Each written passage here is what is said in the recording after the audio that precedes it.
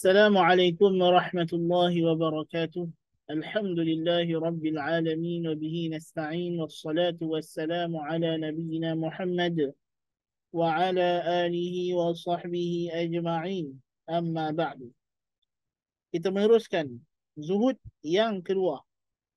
الدرجة الثانية الزهد في الفضول وهو ما زاد على المسكة والبلاغ من القوت باغتنام التفرغ إلى عمارة الوقت وحسم الجأش والتحلي بحلية الأنبياء والصديقين. Zuhud yang kedua ialah zuhud akan perkara-perkara yang berlebihan.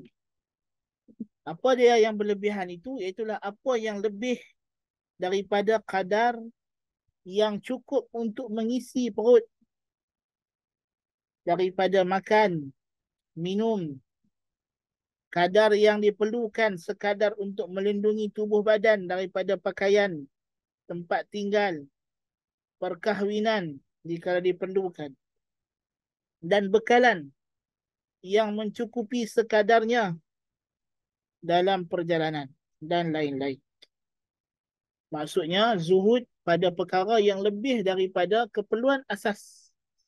Itu dia. Ini payahlah kita nak buat tak? Berzuhud pada perkara yang harus. Berlebih-lebihan dalam perkara yang harus. Kerana apa? Dengan cara dia menyibukkan diri pada waktu lapangnya itu untuk memakmurkan waktunya dengan ibadat kepada Allah dan memutuskan segala rasa tamak loba dan berhias dengan perhiasan para nabi dan siddiqin.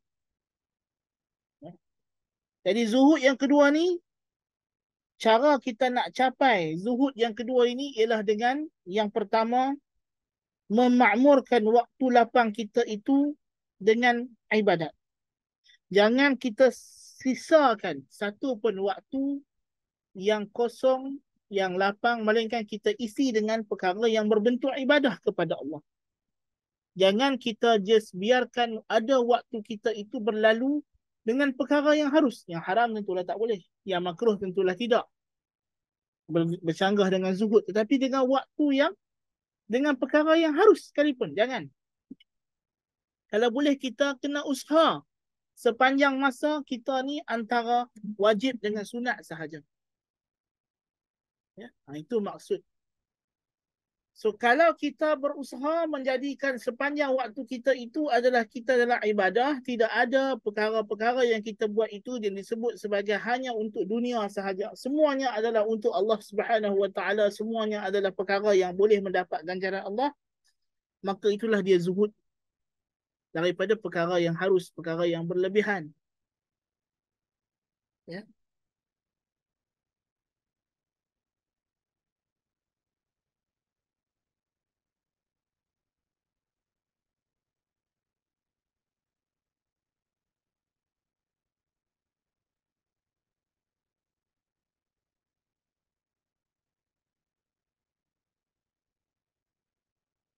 Dan bukan bermakna zuhud di sini meninggalkan kelazatan. Bahkan Ibnu Qayyim sebut di sini ayat yang menarik untuk kita baca.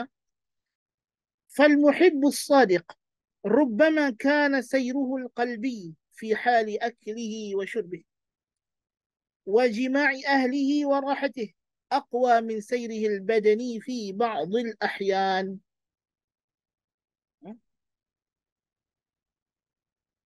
Ada orang yang sadiq, ahli ibadah, waliullah, yang perjalanan hatinya kepada Allah kadang-kadang dia dapati lebih.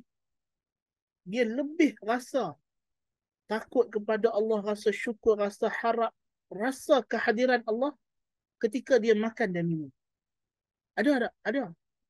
Yang mana ketika itu makan dan minumnya menjadi ibadah. Ada orang. Bahkan ada orang rasa ta'abudnya, rasa hamba dirinya kepada Allah datang ketika waktu jima' dengan isterinya. Hubungan seksual. Mana hubungan seksual kalau dibuat dengan cara yang betul adalah ibadah. Dengan niat, bukan sekadar untuk melepaskan syahwat tetapi juga dengan niat untuk apa nama memenuhi, untuk menjaga diri, untuk iffah, untuk menyalurkan syahwat di jalan yang Allah Ta'ala redai dan melindungi diri daripada perkara yang Tuhan larang. Itu menjadi ibadah. Dia nak Nabi sebut dalam hadis. Ha? Waktu rehat, kadang-kadang orang yang tengah berehat, kita tengok dia tak buat apa, tak baca Quran, tak berzikir, tapi dia rehat. Tapi orang yang tengah rehat tu, dia tafakur tentang kebesaran Allah, nikmat Allah. Ya, datang kepada dia rasa syukur kepada Allah, datang kepada dia rasa takut kepada Allah. Lebih daripada ketika waktu dia baca Al-Quran. Ya. Dan ini benda yang tidak boleh diingkari. Bukanlah makna tidak baca Quran, jadi kita ada rehat. Tidak, tak betul. Ya. Tapi boleh jadi. Ada orang. Ya, kerana ibadat ini pelbagai. Dan menukar benda yang harus menjadi ibadat ni tidaklah sukar sebenarnya. Ya. Kita nak ubah benda yang harus menjadi ibadat, tak sukar. Ya. Dengan niat sahaja. Benda yang harus boleh jadi benda yang ibadat.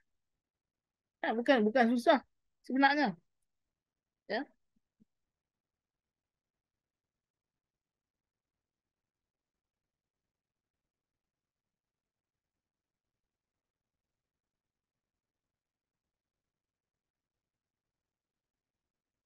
Demikian juga Hasmul Ja'shi. Dia kena memutuskan rasa bergelora, bergejolak hati kepada benda-benda yang lebih tadi. Bukan sekadar dia tak buat, bahkan dia kena buang rasa teringin. Rasa teringin nak berehat, rasa teringin nak makan sedap-sedap hal lebih-lebih, rasa teringin nak pergi berjalan sana sini. Yang sekadar untuk memuaskan syahwat yang kita kata benda yang harus. Tapi kalau dia rasa nak makan tu sebab nak kuatkan diri untuk ibadah, nak pergi berjalan tu sebab nak ziarah orang yang keluarga dan sebagainya, itu lain, itu ibadah. Ini yang tidak diperlukan. Ya? Kena buang rasa itu daripada jiwa. Dan yang ketiganya ialah menghiaskan diri dengan perhiasan para nabi dan siddiqin. Yang ni dia kena hidup macam mana hidup para anbiya dan siddiqin. Macam mana Nabi kita Muhammad sallallahu alaihi wasallam hidup, bagaimana para sahabat radhiyallahu anhum menjalani kehidupan dengan meneladani mereka, kita boleh mencapai tahap zuhud ini. Jadi dia bukan perkara yang mudah, dia perkara yang sukar. Betul, sukar. Kerana syurga ni Tuhan dah pastikan jalan menuju syurga adalah sukar. Tuhan tidak sediakan jalan yang mudah, ya, untuk menuju ke syurga. Jalan syurga adalah jalan yang sukar. Tetapi Tuhan mudahkan kepada sesiapa yang menempuhinya. Ya? Tapi jalan tu sendiri Tuhan jadikan dia sukar, seperti dalam hadis kita tahu. Ya?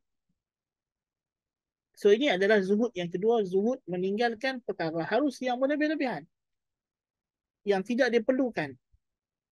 Kita sebagai orang mukmin berpada hidup dengan apa yang diperlukan sekadar untuk kita melaksanakan ta'abud kita kepada Allah Subhanahu wa taala, dan tentulah ta'abud tadi dengan makna, dengan konteks yang paling luas. Ya.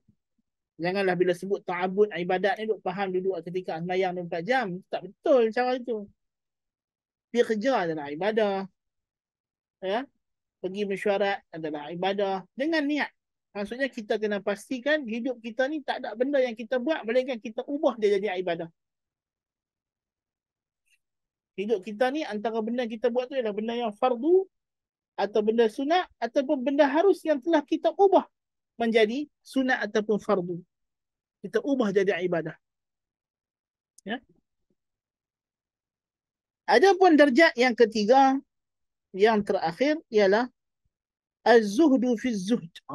Yang ni yang hebat sekali. Zuhud pada zuhud. Allahu Akbar. Macam mana tu zuhud pada zuhud? Zuhud tu kita kena zuhud macam mana tu? Wa huwa bi thalathati asya'. Dengan tiga perkara. Yang pertama, bistihqari ma zahidta fih, dengan engkau memandang hina, beriktikad hina perkara yang engkau zuhud padanya. Benda yang kita tinggal kerana zuhud, kita tak buat kerana kita nak zuhud tadi ni, kita jangan anggap kita dah tinggal something yang big.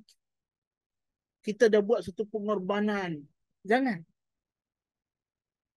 Kita kena anggap, kita kena yakin bahawa apa yang aku tinggal ni kerana Allah, apa yang aku tinggal itu ialah benda yang memang sepatutnya kena tinggal. Bukan dalam jiwa kita ni mai satu rasa aku telah korbankan makan, minum yang sedap, tidur yang nyenyak kerana nak ibadah. No, no, no, no, no, no.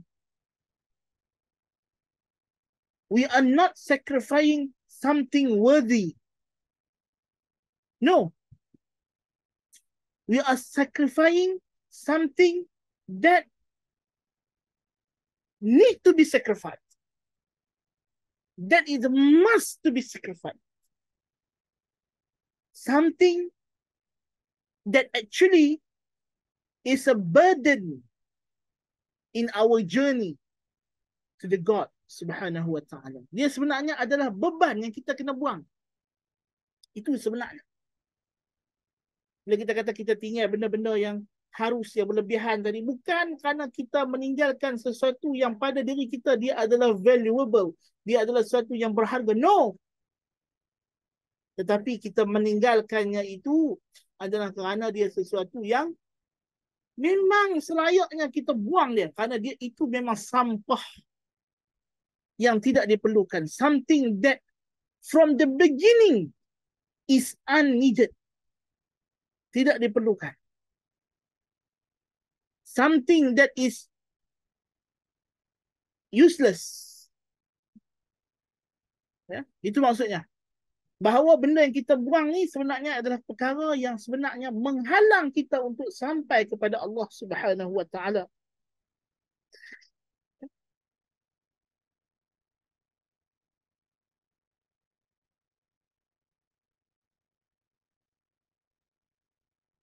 Demikian juga wastiwa'il halati fihi 'indak, dan kenalah sama keadaan benda yang kau ambil dan kau tinggal, kena sama. Kau tidak ada sebarang bila kau buat benda tersebut kau rasa kau telah mengambil sesuatu yang berharga. No, no, no. Benda harus yang kau tinggal kerana zuhud tadi is benda yang biasa, normal bagi kau.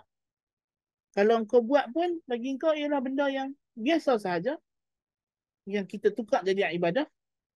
Dan kalau kita tinggal pun kerana dia adalah satu benda yang tidak berharga, benda yang mesti dinyahkan dalam rangka kita nak mencapai redha Tuhan yang lebih berharga. Yang itulah sebenarnya yang berharga.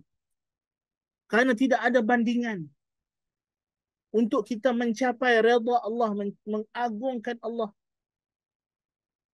Tidak ada taranya kita nak compare dengan apa yang kita buat, dengan apa yang kita tinggal dalam rangka zuhud ni. Kita nak compare dengan apa yang kita nak capai daripada anugerah Allah, itu tidak ada bandingan sama sekali.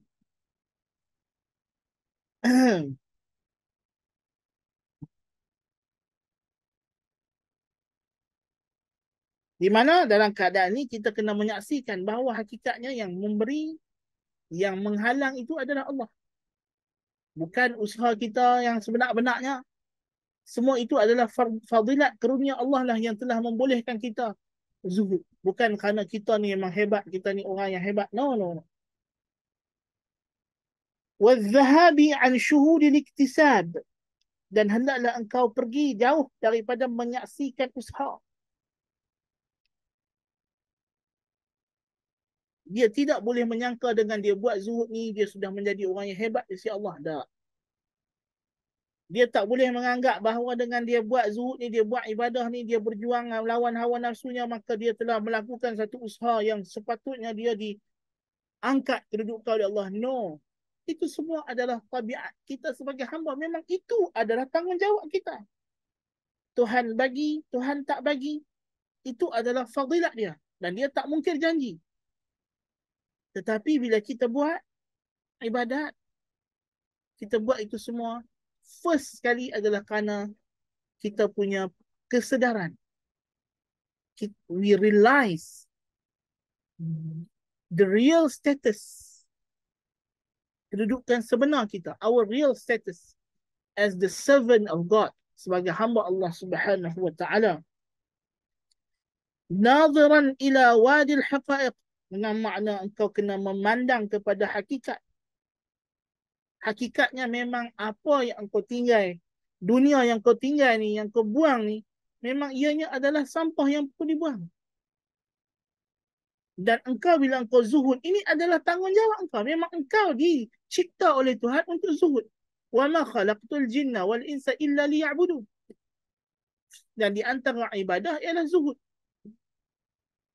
Ya, maka apa yang kita lakukan itu adalah memang sebenar-benarnya memang perlu untuk kita buat. Ya. Jadi inilah esensi makna zuhud, tahap-tahapnya dan jenis-jenisnya. Mudah-mudahan dengan penjelasan ni dapatlah kita beramal dengannya dan kita berdoa mohon kepada Allah, la haula wala quwata illa billah. Kita mohon supaya kita termasuk dalam golongan yang layak mendapat bantuan dan ma'unah daripada Allah untuk menjadi orang yang zuhud dan diangkat derajat kita di akhirat nanti di sisi Allah Subhanahu wa taala. أقول قولي هذا وأستغفر الله العظيم لي ولكم. سبحانك اللهم وبحمدك أشهد أن لا إله إلا أنت أستغفرك وأتوب إليك. السلام عليكم ورحمة الله وبركاته.